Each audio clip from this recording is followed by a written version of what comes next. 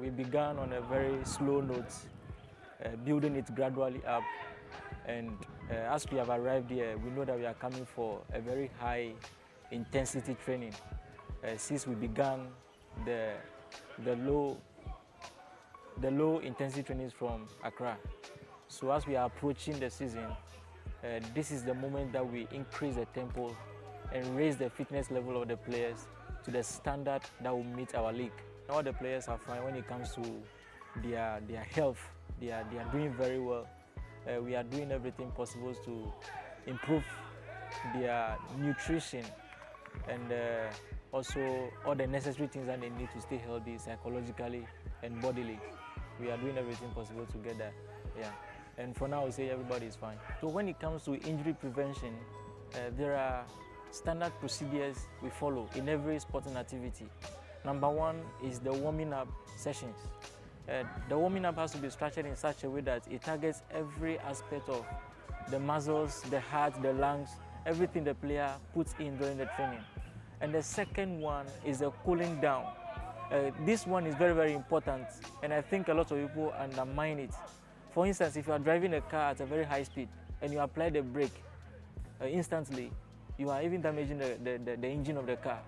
So cooling down is to give room to the body to calm down gradually and not abruptly.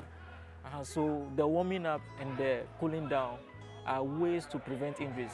The third one is the nutrition and the hydration, which is very important. When players get dehydrated, we will see things like muscle cramps here and there. We will see their muscles becoming fatigued very early. So the hydration and the nutrition aspect, they are very, very important when it comes to injury prevention, the warming up and the cool down. So for now, that's what I can say about injury prevention mechanism that we. Yeah, so I will start with Michael Ampedu. He has been a very hardworking player for the club. And since we started the preseason in Accra, he has been very ill, malaria. So coming here, he's now recovering from that malaria. You know, the sickness is not actually there per se, but then his body is now getting ready to, for the loading that we have here. Like I said earlier, as we come here, we are coming for a high intensity training. And so the reason why you are seeing them training separately is to prepare their bodies to be able to adapt to the loading of the coaches when they transition into the main team. So what you are seeing is just a transition process for them to be able to adapt very well with the trainings. So long as we are monitoring them, if there's any thing that comes of concern, we would have to take the appropriate action. Like for instance, this morning, they've had to go back to Accra to have further medical checks. And once they are settled with that, they are coming back to join the team. Yeah, so Gideon is here to complete the last phase of his medicals. We've done about 3 parts, and there's a last part which he is supposed to undertake.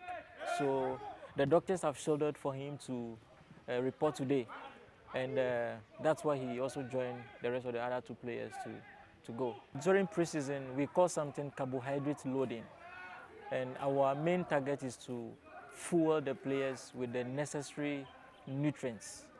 So over here, we are looking at the carbohydrate aspect, the protein aspect, and one very important aspect is also the vitamins, which are supposed to help their immune system.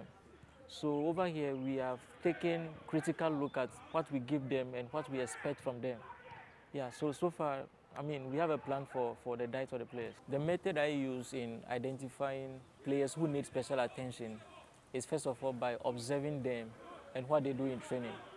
When somebody is suffering from injury, you will notice a lapses in their running, in their jogging, and in whatever they do, whenever the coaches demand from them. So that's the first one, observation. And the second one is interaction with the players. We are here to help them. So we need to establish that confidence in the players, that if they have anything at all, we are here to help them recover. And that would make them to perform better in training. So that interaction, that establishment of confidence in the players from their physios or their medical personnel would make them to speak out to you. The nutrition the proteins, the carbohydrates. If you lose energy, you are supposed to recover them back for the next training session. So for the recovery is very, very important. Now when it comes to muscle fatigue, we have another thing that we do, which is ice bath. Ice bath helps to reduce the inflammations of the muscles. So they are very, very critical when it comes to recovery. The next thing is to do massage. Massage helps the blood to flow to all the necessary muscles that are used in the training sessions. The most important, which is the hydration. The hydration, we let them take a lot of water, take a lot of fruits that make them to be able to be hydrated. So when you see a player back into the team, it doesn't necessarily mean he has much fitness.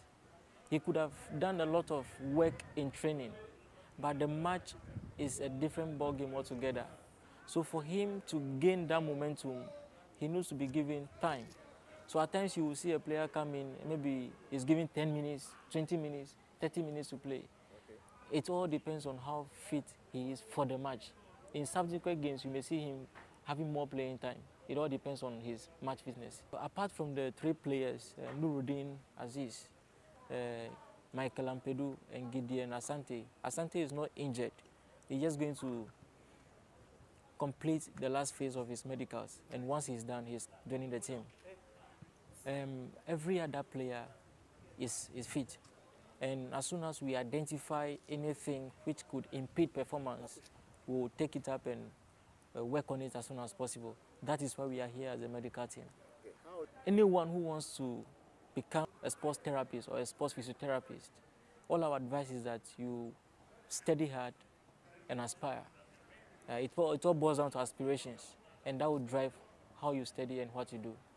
They should have absolute confidence in us. Accra House of Hope, we are resourced. We have the best medical doctors who are helping us in various capacities. And I would encourage them to have confidence in the medical team, the physios, and all the doctors that we consult for our injuries. We are in good hands. This 2024-2025 pre-season, I can confidently say Accra House of Hope players are fit and ready for the upcoming season.